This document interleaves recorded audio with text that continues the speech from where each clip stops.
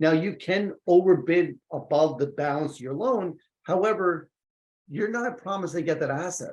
So when there's equity in an asset, please don't bid. You're bidding on either one is lower per se, but you're not going to get the equity because it's not there. It's actually the homeowner's equity, not yours. Exactly.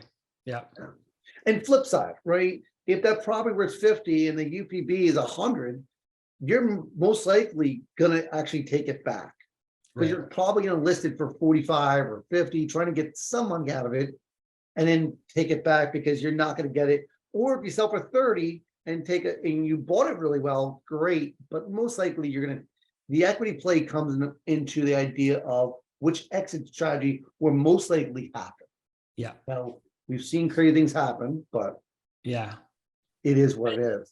And there's all kinds of people out there predicting values to drop, and so that's something just at least to take into consideration. And if you think that, okay, so in this area we're looking at prices dropping 5, 10, 20%, but factor that in, because you're not going to foreclose on it today and then sell it tomorrow. You're going to foreclose on it if that's the route you go, and then that you're not going to see the sale for, like I say, 9, 12 months from now. So you have to do some kind of prediction at where house prices are going to be at that point when you're doing your bid.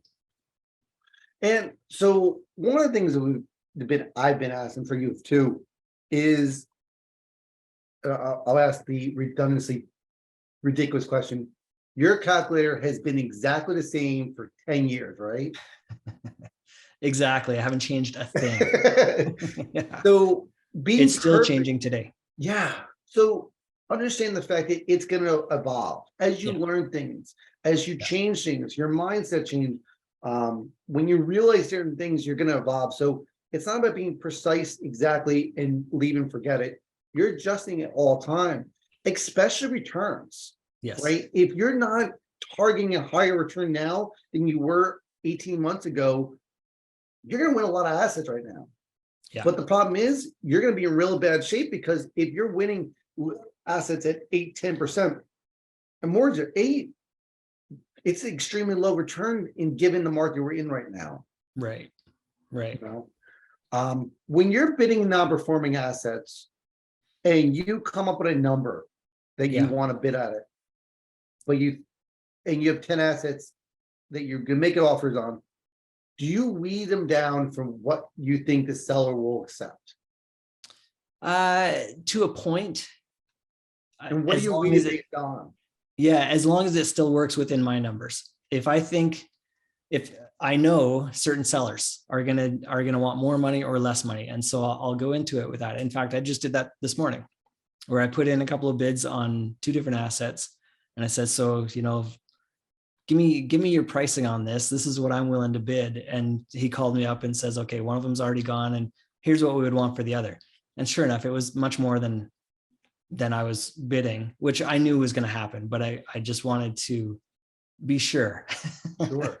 Just to know for sure. But you got to know. And I know that this seller is going to accept a different, higher or lower than another seller. And so I do adjust it a little bit.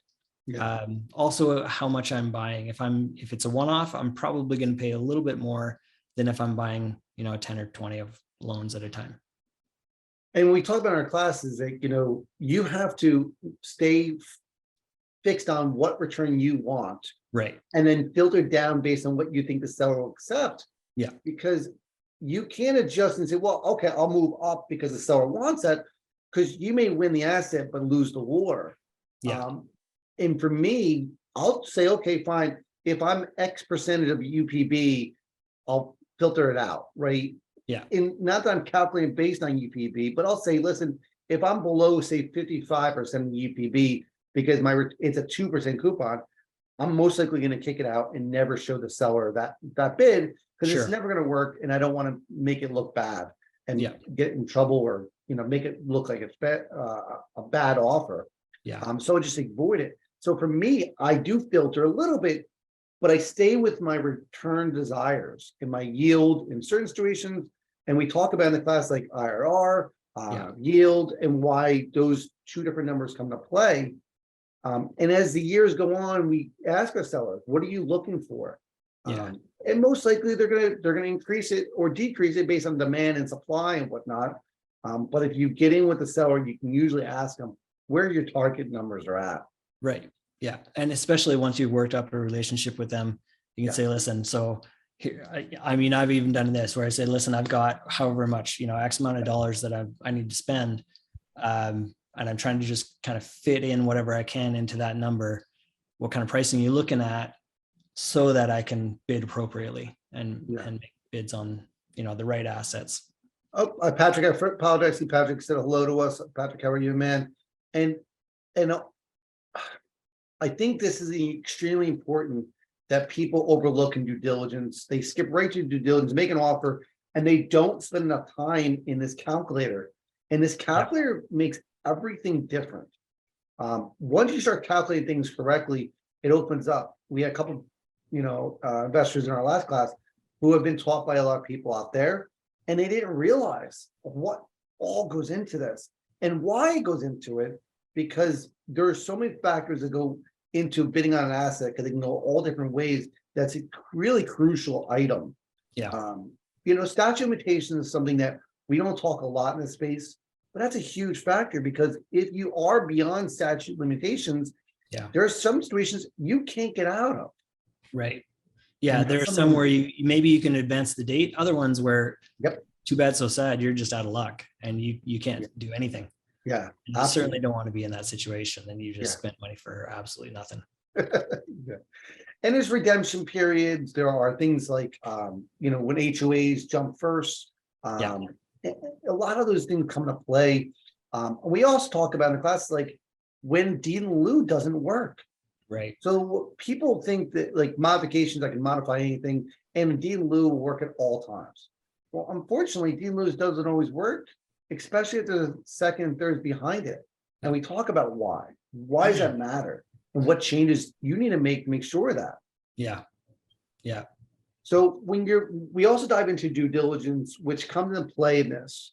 Whenever you run your calculations and you're getting a due diligence, you've got to make sure the numbers that you plug into your calculator actually match what is in the actual collateral file. Yeah. And most people go off the tape, which is great, but you got to make sure those kind of come to play. And then the servicing notes kind of help you out, figure those things out as well.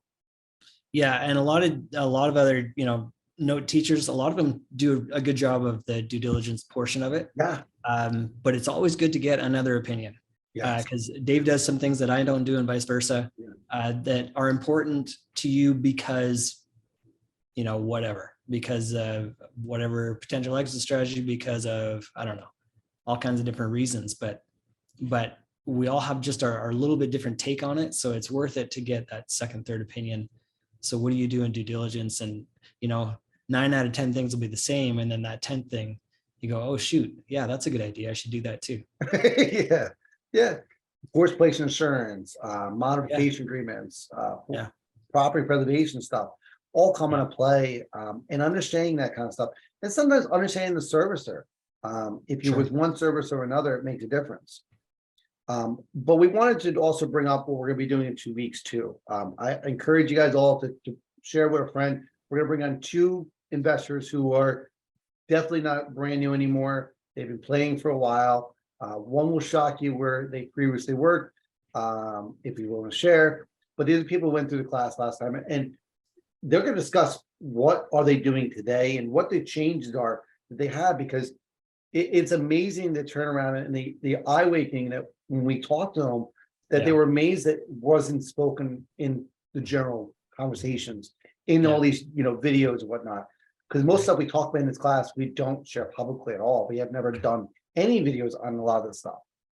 No, we can, no investors will tell you a whole lot of things, but come on. We're not going to tell you everything. Yes. Not without some kind of a price. So yeah, absolutely. And guys, we encourage you guys, if you have any questions or pricing on stuff, we charge based on the knowledge and resources that you're going to get in this class. I'm going to tell you that most likely some of the resources you've never seen or will ever have.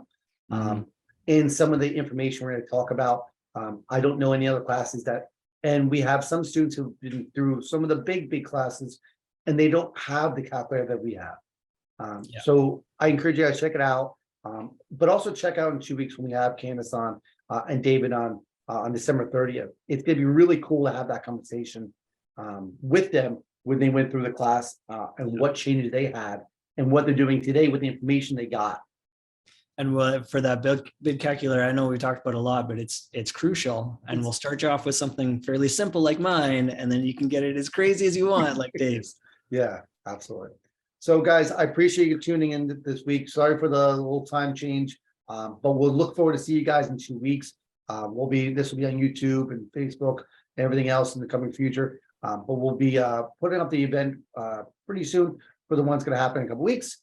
Hopefully, if you have any questions, feel free to reach out to us. If you have assets you're looking to sell or have questions on, reach out to us, and we'll go from there. I'll put in the comments the link to the page. If you do have questions, again, you can go to our websites and check it out. Yeah. Other than that, hopefully you have a nice, easy weekend. We're gonna have a lot of storms here, so I think it'll be a staying inside weekend for us. We're good for today, but like starting tomorrow, the temperature just falls off a cliff. So it's going to be very cold the next week. That's Well, hopefully something to look Christmas forward is a nice one. I heard the possibility for snow, so. should be a nice one. Should be a nice one. We'll have some snow on the ground and everything else. Should be Awesome. beautiful. Well, have a good week, my man.